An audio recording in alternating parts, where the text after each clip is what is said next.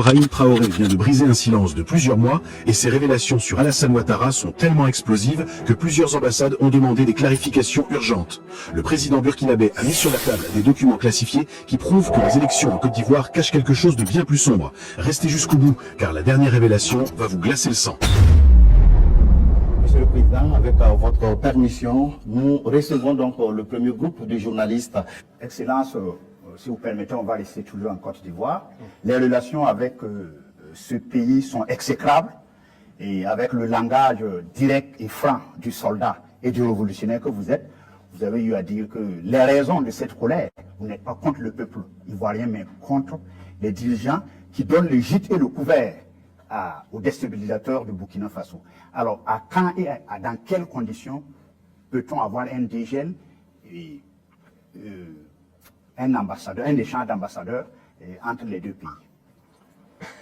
Ça dépend de... De toute façon, c'est pas nous qui avons commencé cette situation.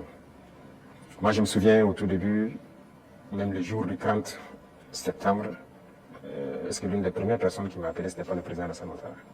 Et après, son petit frère est venu par 2 fois nous voir et tout ça.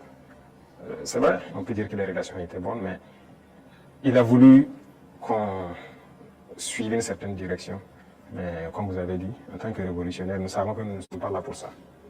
Nous étions là pour la révolution. Et la révolution, c'est une rupture. On ne peut pas suivre une certaine politique. Et donc, petit à petit, les relations ont commencé à ne pas aller. Et comme vous l'avez constaté, tous ceux qui ont voulu peut-être certains privilèges, quoi que ce soit, n'ont pas eu, se sont mis à se mettre contre nous, se sont déployés là-bas, sont entretenus, sécurisés et tout. On sait de quoi on parle, parce qu'ils savent aussi de quoi on parle, pour agir contre nous. Il n'y a pas quelqu'un qui a quitté la Côte d'Ivoire et qui était venu ici en son temps. Nous avons observé ça pendant près de 2 ans. On les a parlé plusieurs fois. Ils nous ont dit non, il faut qu'on passe par les règles de l'art, il faut que la justice émette des mandats et tout ça. On a fait tout. Ils ne répondent pas. Monsieur le Président, ça marche pas. J'embraye avec la question de mon confrère pour rester sur la Côte d'Ivoire. Comme vous le savez très bien, la Côte d'Ivoire a une élection présidentielle cette année, dans quelques mois. Est-ce que c'est quelque chose qui vous intéresse? Ça nous intéresse d'autant plus qu'on a beaucoup de compatriotes en Côte d'Ivoire quand même. Et on craint qu'il y ait des violences. Et ça, ce n'est pas forcément la bienvenue. Parce que nous avons vécu malheureusement les années passées aux violences en Côte d'Ivoire avec les opérations Baïri. Tout le monde a subi ça au Burkina. Aujourd'hui, vraiment, nous ne souhaitons pas qu'il y ait des violences. Tout à l'heure, vous avez semblé dire quelque chose. Je voudrais que vous précisez, parce que c'est un peu très sensible selon moi. Est-ce que vous semblez nous dire qu'aujourd'hui, la Côte d'Ivoire servirait de base arrière à une organisation visant à déstabiliser le Burkina Faso? Ça, même plus que ça. Base arrière à une organisation servant à déstabiliser le Burkina. Ils sont là-bas. Les ennemis du Burkina sont clairement là-bas, affichés, protégés. Ils sont payés, ils sont protégés, ils sont bien logés. En plus de ça, il y a la question du terrorisme. Mais non. Le pouvoir flotte avec les terroristes. Il ne faut pas se mentir. Attendez, croyez-vous vraiment que peut-être l'armée ivoirienne est tellement surpuissante que quand les terroristes les voient seulement, ben écoutez, cela ne faut même pas les toucher, quoi que ce soit. Vous croyez à ça? Ils sont tellement plus puissants que les 3 armées de l'AES? C'est faux. Il y a un pacte de non-agression. Et quand il y a un pacte de non-agression, vous devenez une base arrière. Et tout ça, ça m'inquiète justement. Si ce pays, il y a des crises, le pays sera attaqué par les terroristes. Parce que s'il ne gagne plus ce qu'il gagne, le pays sera attaqué et ce pays va sombrer. C'est un danger. C'est pourquoi j'ai passé le temps à dire au chef d'État, on ne pactise pas avec les terroristes. Voilà. Alors, Monsieur le Président, qu'est-ce que vous répondez à ceux qui disent, bon, la géopolitique quand même avec la Côte d'Ivoire, ce pays voisin, qui abrite la plus grande diaspora burkinabé, alors que, bon, vos contempteurs vous accusent de pratiquer la diplomatie de muscle avec ce pays, au détriment justement de nos Paweto qui sont là-bas. Qu'est-ce que vous leur répondez? Écoutez, qui le dit? Nous sommes burkinabés, c'est ce que nous savons. Et nous avons décidé de faire une révolution, on va la faire. Maintenant, celui qui embarque, embarque. Nous ne pouvons pas être dans une révolution et vouloir faire un autre modèle de diplomatie. Je vous ai dit la diplomatie mensongère et tout ce qu'il y a. On n'est pas prêt à être dans ce sillon-là. S'il y a quelque chose qui ne va pas, qu'on ait le courage de vous dire ça ne va pas. Il ne faut pas faire d'hypocrisie.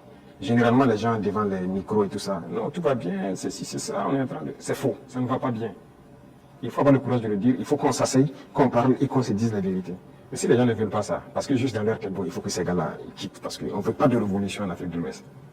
Ça ne va pas marcher. Donc, chacun se prépare à assumer les conséquences voilà, de la situation. Alors, pour sortir de la Côte d'Ivoire, Monsieur le Président, on reste quand même au niveau de l'AES. Vous avez certainement suivi le dernier sondage fait par nos confrères des Jeunes Afrique, et avec des résultats qui peuvent sembler étonnants, les populations des pays francophones sont tous favorables à l'AES. Je dirais, même la Côte d'Ivoire, à 66%, apprécie ce qui se fait au niveau de l'AES. Alors, comment est-ce que vous recevez ce message? Ah bon? Je n'ai même pas pu suivre ça, parce que moi, je ne suis plus ce média. Hein.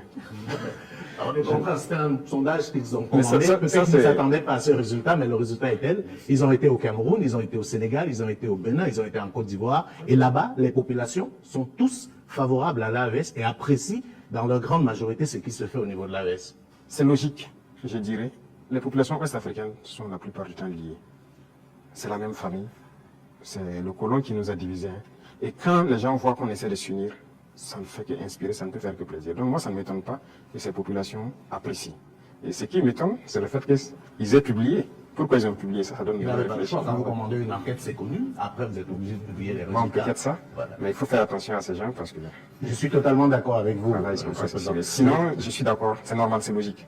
Monsieur le Président, du regard de la journaliste que je suis, je me dis qu'il y a un encerclement des pays de l'AES. Quand je regarde un peu en Côte d'Ivoire, il y a un camp militaire à Odiéné, près du Mali et du Burkina. Le Sénégal installe des unités à la frontière avec le Mali, sans oublier également le Bénin qui fait frontière avec le Burkina Faso et le Niger. Est-ce que, Monsieur le Président, vous partagez ce point de vue? Est-ce que vous voyez les choses de cette manière? Je pense que quand vous décidez de faire la révolution, il faut vous apprêter à cette adversité. C'est logique qu'ils nous encerclent. C'est logique qu'ils essaient de nous faire tomber. C'est logique. C'est comme j'ai dit, c'est une bataille. Ils se battent pour leurs intérêts.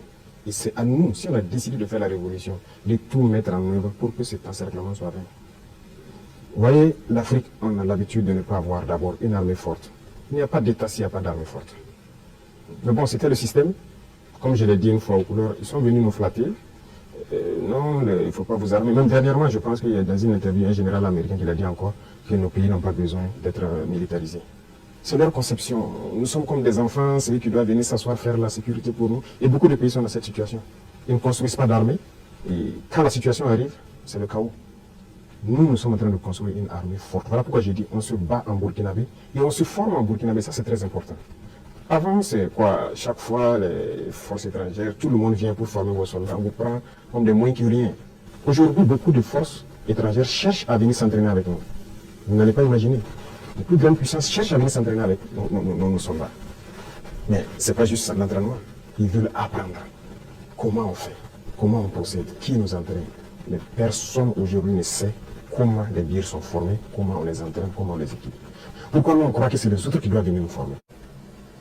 Ils n'ont pas créé quelque chose. Ils ont réfléchi. Nous sommes dotés de cerveau. Donc il faut une armée puissante pour faire face à l'adversité.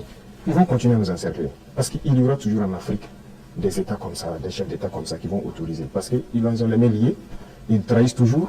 Ils vont accepter toujours que les impérialistes viennent chez eux pour attaquer leurs propres frères. Ça, si vous acceptez la révolution, vous devez partir avec ce concept.